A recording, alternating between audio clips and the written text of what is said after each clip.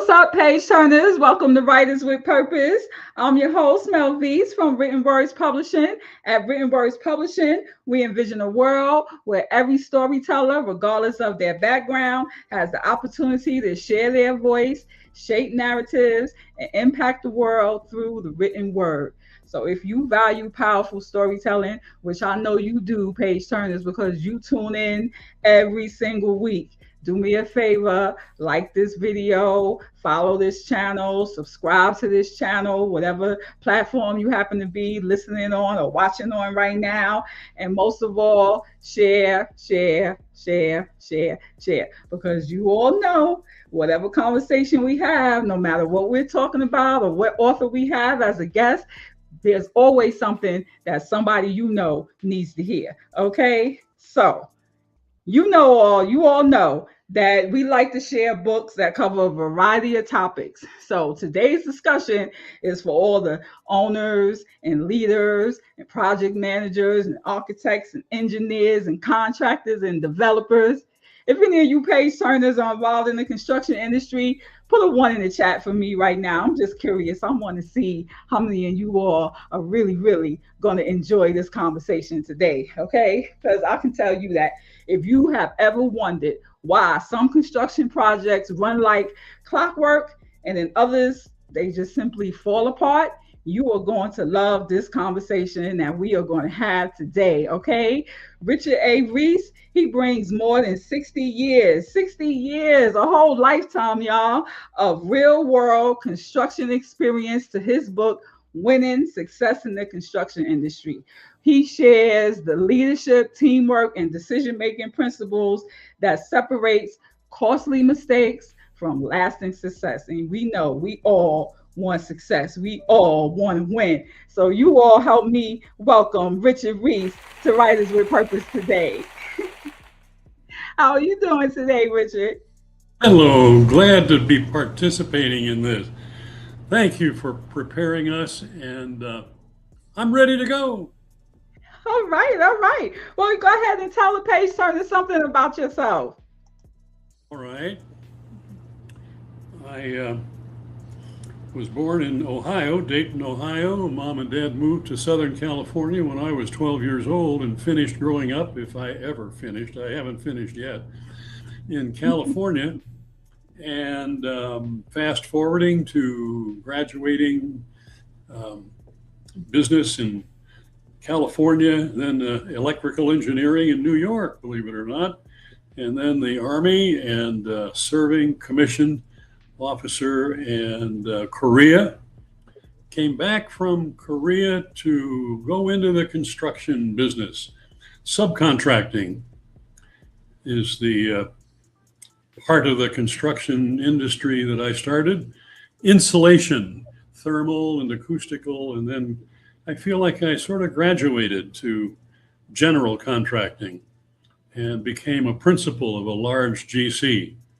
And fast forwarding then, after years of working in the business for a general contractor, I became a principal, as I said, of a big firm. And I wanted to form, I should say, a program management division or subsidiary of that GC operation.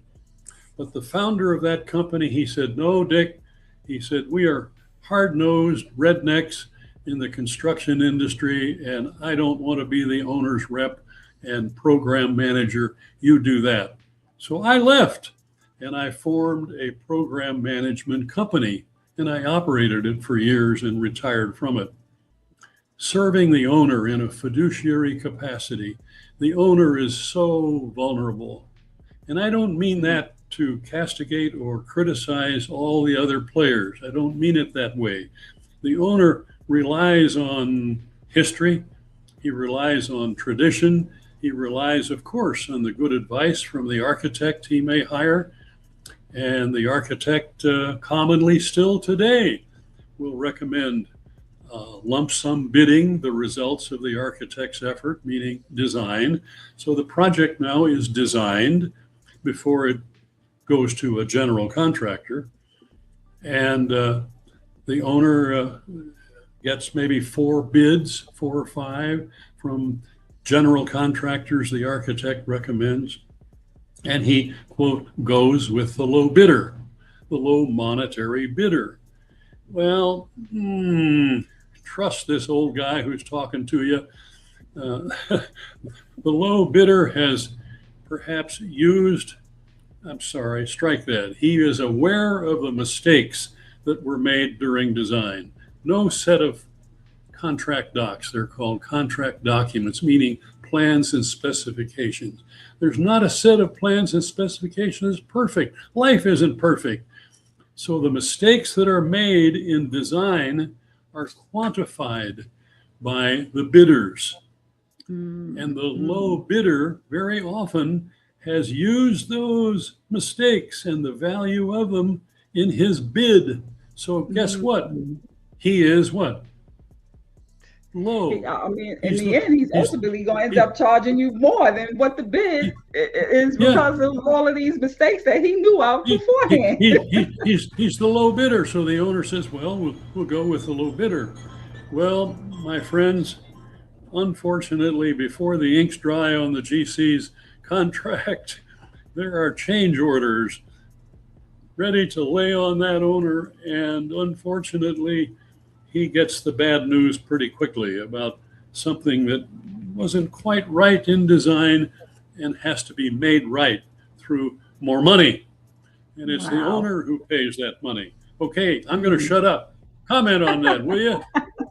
Yes, that's very good insight. That lets them, let the owners know, and whoever is making that decision to choose the bidders, to beware that the lowest bid might actually end up being the most costly bid. That's if right. you don't That's know right. the things that Richard is sharing with us today, right? So after all of these, decades of experience that you have in the construction industry, what inspired you to go ahead and write Winning Success in the Construction Industry?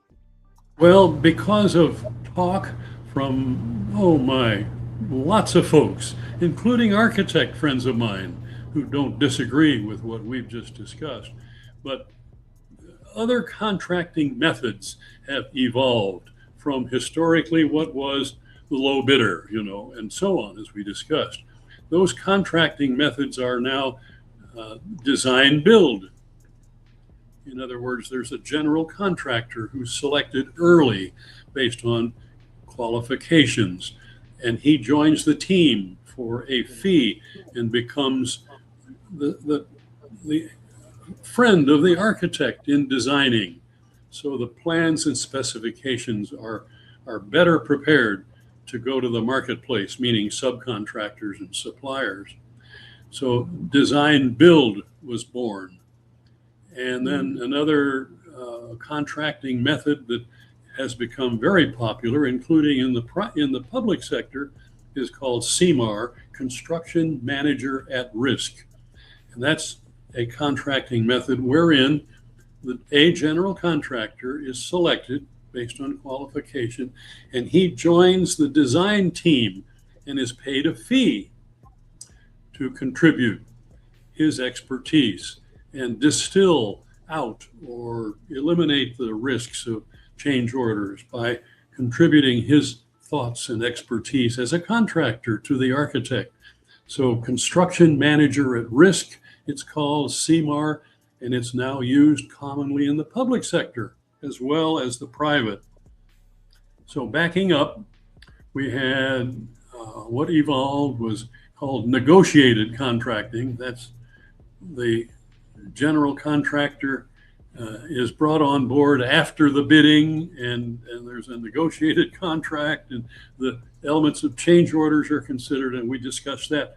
And then design build, which was bringing the general contractor on board during design, and he contributes a guaranteed maximum price, a GMP, before design is completed. And the owner has the opportunity then to say, okay, I agree to go forward with this project according to that guaranteed maximum price. Mm-hmm. And they go forward. And then, of course, as I said, CMAR was born, and that's construction manager at risk. similar to the one we just talked about, but this is the GC coming on board during design and working alongside the architect as a construction manager. Okay. Yeah, well, so from that breakdown that you just gave us, there's obviously an extreme amount of different roles that play an important part in completing the construction process, right? So how do you avoid how do you determine whether a project is going to succeed or fail when there's so many different people playing such an intricate part in the project? Hmm. I think what we need to consider is the team now consists of the owner, it's his money, and the architect engineer. When we say architect, by the way, in this conversation, we're talking of not just the design architect, but the structural, the civil engineer. Those are sub-disciplines to the architect. So he engages those people with expertise, respectively, and the result of that, plans and specifications for the entire project. Does that make sense? Yes. That makes sense, and I'm pretty sure it makes a lot of sense to all of our page turners out there who are familiar with the construction industry. We just want everybody to understand the ultimate value that they are going to receive when they read "Winning Success in the Industry" by Richard A. Reese, because you all hear that he is just a wealth of knowledge in the whole industry. He knows all of the parts from the owner going all the way down to the actual workers and everybody in between. So that is just awesome. What would you say is the most expensive mistake you've seen repeated throughout the construction industry? That's something that costly and you saw people just do it over and over and over again. Oh my! I'd say it's omission, it's oversight. Something was not considered that should have been in a timely manner to be included in the design. The owner has stated his goal. I need an addition to this hospital, or I need I worked on a 71-story office building in downtown Los Angeles, and there were some things left out of the design that should have been considered in a timely manner. So it's something that just leaps up to grab you in the backside because it wasn't considered in a timely manner.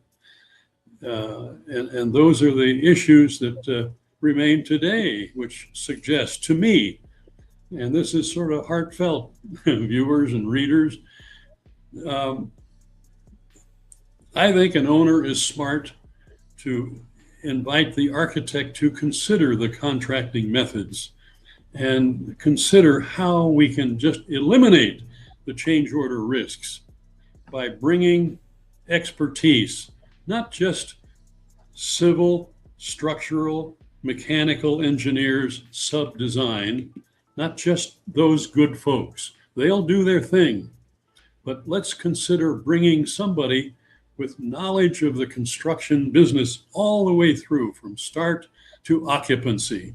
Let's consider bringing somebody on board who's paid a fee to coach us as an ally and a team member, and who comes from experience to eliminate these risks. So that's my advice to any owner of a particularly complex project, because those can get difficult. Does that Yes. respond to your question? Yes, that was an excellent response. So, all you page turners out there, Richard just dropped some real gems on us right now. I would advise you to press rewind and grab your pen and your paper and take some notes. Heed what he just said right there. And I want to thank you all page turners for watching. Richard, one of our audience members, one of our page turners, Calvin Duncan. Hey, Calvin, he has a question. He says, is it possible for a PMP certified software project manager to convert to construction? So if you're a project manager for a software company, can you convert and become a project manager for in the construction industry? I mean, overall, a project manager, I don't know, you answer that question for us, Richard. If someone is a certified software project manager, is it possible for them to convert to becoming a construction project manager? Do you think that those two might be intertwined in any kind of way, or that a conversion such as that is possible? I mean, overall, like let's look at this from um, all projects need a project manager, right? But I guess if you're going to be a project manager in the construction industry, then you have to know the ins and outs. Oh, there you go. Read Richard's book. Hold it up again for us, Richard. That You was know, wonderful. is the interview coming to a close? Oh, we're good. We're good for like about 5 more minutes. Do we really? Okay. Let me therefore suggest that the Hmm. people who are tuned in with us get a copy of the book, Winning in the Construction Industry, and consider that it was written 76 pages, an easy, quick read. I wrote it from the heart to help the readers and consider things we haven't talked about in this time together. And I made a couple of notes. Networking. Somebody said, "Oh boy, networking. It's who you know that count." No, it's who you get to know that counts, not who you know. So, did I really get to know them? And what else here? The interview. My goodness, a sharp owner will probably be advised to hold an interview of the top 3 or 4 architects. And if they're using the CMAR method, contractor and architect come to an interview. And they, according to the selection procedure that's gone so well, they respond to the interview questions. And then I say another one here for you is creating opportunity. This is for a person who's in the business and they are thinking, oh boy, I don't want to have to respond to owners and react to owners. I want to create opportunities. So there's a whole new discussion about P3. That's public-private partnerships. Contact in Washington, D.C., Council for Public-Private Partnerships. Learn about it. What is it? What's a P3? It's creating a project. The owner doesn't know everything about what he wants to do. He has a need. He's in the hospitality business or the healthcare business. He knows he needs a building. That's about all he knows. So he engages architects to help him and so on. So here comes somebody, Dick Reese, with experience in P3, public-private partnerships. Then the other, oh my, there's so much more I could share with you. I'm anxious to do that. Personal, professional qualities, never compromise and give in to pressures that are on you, to cave in, to consider humility and empathy and integrity to be right at the top of your vocabulary. Always recognize and honor those qualities. Anyway, I'm going to shut up. Did I talk too much in this? No, no, there's no such thing as talking too much. That we're here to hear you talk. But before we go, what's just like one last solid piece of advice that you wish someone had given you when you were just starting out that you can share with some newbies today? You mean they have graduated from college or they are in the I mean, business? they are just starting out in the construction industry. They are where you at. They are where you are at when you started way back 60 years ago. Wow. Oh What was my. something you know Well, now that you I, wish you knew I then? know my good friend, it sounds pretty self-serving or selfish, whatever, but for that individual, man or woman, I'm serious now, trying to respond to the intent of your question. Read this little book. I devoted 2 years to preparing this book, and I sincerely believe that there are things in here that you can use to plan your career, not get involved in false starts. I believe that from the heart. I wrote the book with that in mind, and I think we achieved that goal. Yes, yes, I believe it. I believe it too. And I believe that you have achieved that goal. And for all you page turners out there who are interested in reading Winning Success in the Construction Industry, that book is available wherever books are sold. And you can go to writtenwordspublishing.com/Richard Reese, and you can actually read the first few pages out the book so you can see the table of contents and get a good idea of exactly what the book has in store for you. And Richard just gave us a great breakdown of exactly how this book is going to help you. So I'm going to repeat this again, page turners. Make sure that you share this interview, share this episode with anybody that you know may benefit from the conversation that we had today. I'm pretty sure, like, if you look around, everywhere you look, there's a building going up, some landscaping going on, some type of renovations going on. Construction is everywhere. So I know you know somebody in the construction industry who is going to benefit from this book. Yes. All right, Richard, before we go, is there anything else that you would like to say to the page turners today? Well, I'd be interested in hearing from anybody. I'll never know everything about anything.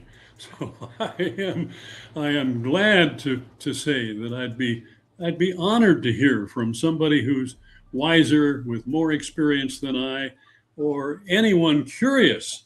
Oh my, Reese, you mentioned planning, for example.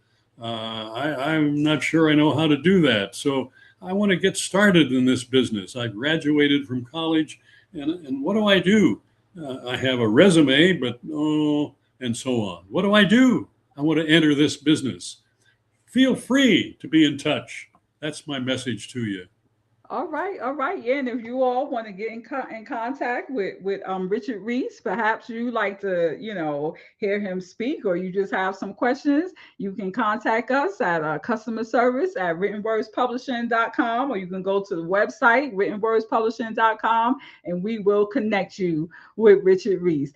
All right, Richard. Well, thank you so much for being a guest on Writers with Purpose today. And page turners, we will see you all on the next episode. And in the meantime, keep writing, you keep reading, and keep turning those pages. Bye bye, everybody.